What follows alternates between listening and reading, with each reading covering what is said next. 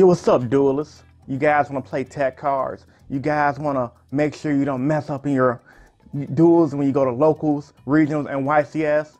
Check out Duel Academy. We're running a free trial right now. We're accepting all students, applicants. Change your life. I was a duelist dropout in high school. I didn't complete grammar school, but Duel Academy accepted me anyway. All you guys gotta do is apply for the financial aid program, and you too can be a successful duelist. Because that way, you guys can make a change for your future. Stop sitting on the couch. Stop watching TV. Get up and make a change for yourself. I had kids young, and you guys can have kids young, but guess what? That didn't stop me from being successful. Duel Academy College. Duel Academy College. I say Duel Academy College.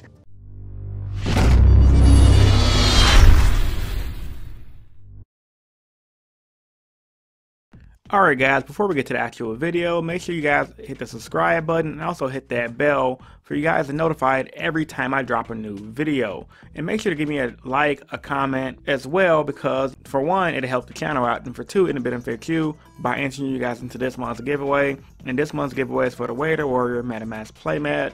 And to be entered into that giveaway, you guys got to do everything I just said here. And the giveaway winner will be announced the first week of December. Alright guys, enjoy the video. What's going on, everyone? So, hope you guys enjoyed that skit at the beginning of the video. I just straight tweaked, and I'm like, you know, I was thinking about them ICDC college commercials back in the day. I'm like, I gotta make a Yu-Gi-Oh version of that.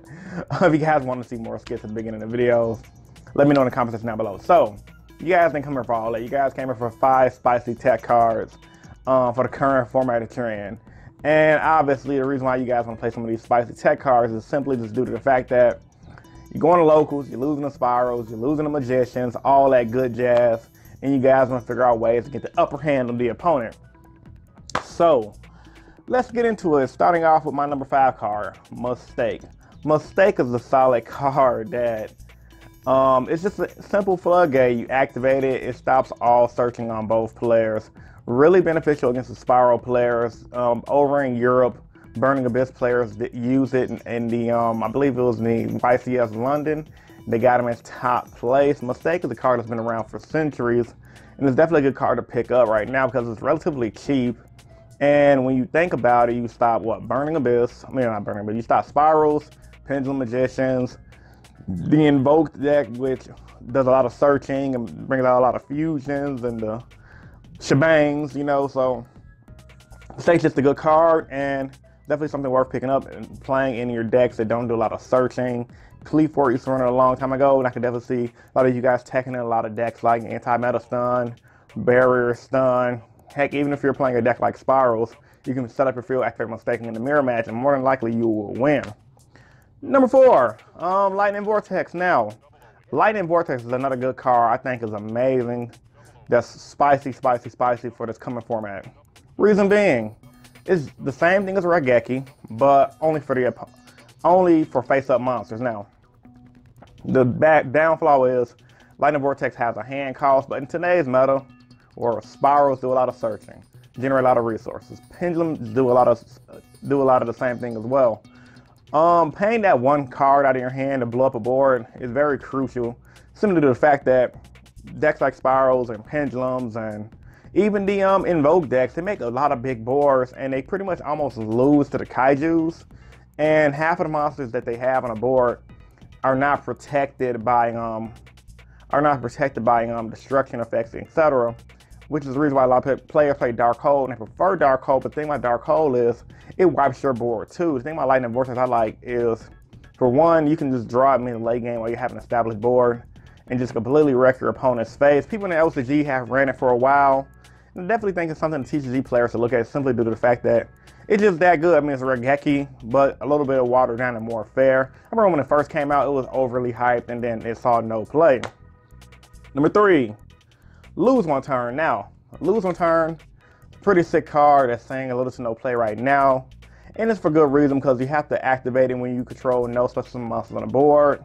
Pretty much in a slow roll tempo-based deck, where once you already set up your established board, you flip it up, and it completely floodgates the opponent by stopping their special summon. Well, they don't completely stop their special summons, and negates their special summon monsters' effects, and shifts them to defense mode, allowing you to beat them down.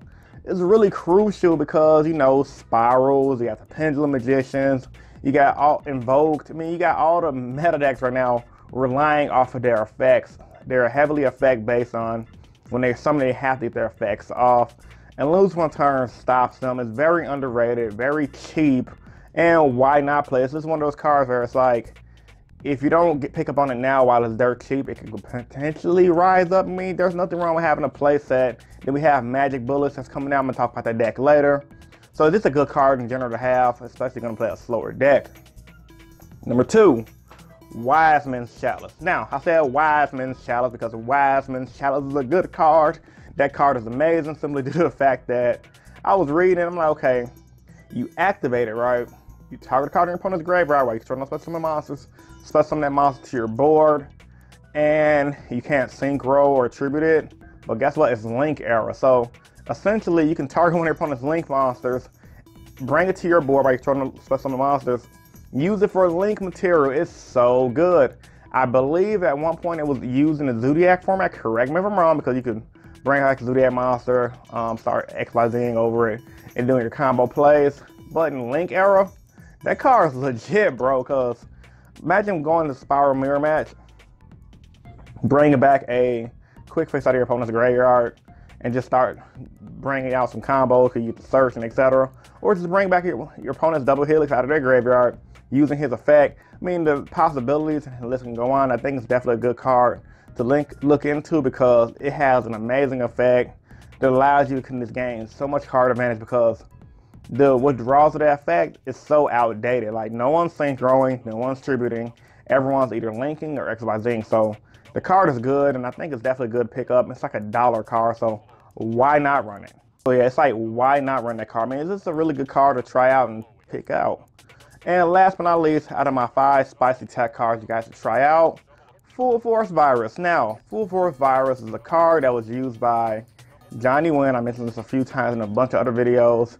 And he took Cosmos to a regionals in the pure Zodiac format and just blew everyone out of the water with it, because it has pretty much the original Crush Card Virus bag. It's slightly different. I believe you shoot a monster with 2,000 or more defense, something like that, and pretty much blows your opponent out with the original Crush Card Virus effect. And in this era, it's the same way. Now, granted, Cosmos is not a great deck, but if you're running a deck like Dark Magicians, anything with a lot of beefy, defensive, dark type monsters, it can just blow your opponent out of water with its amazing ability to just wreck your opponent's face and jizz all over it, etc., etc. So, towards the end of this video right now, I'm going to bring you guys some great honorable mentions that did not make my top 5 list, that I think is also great as well.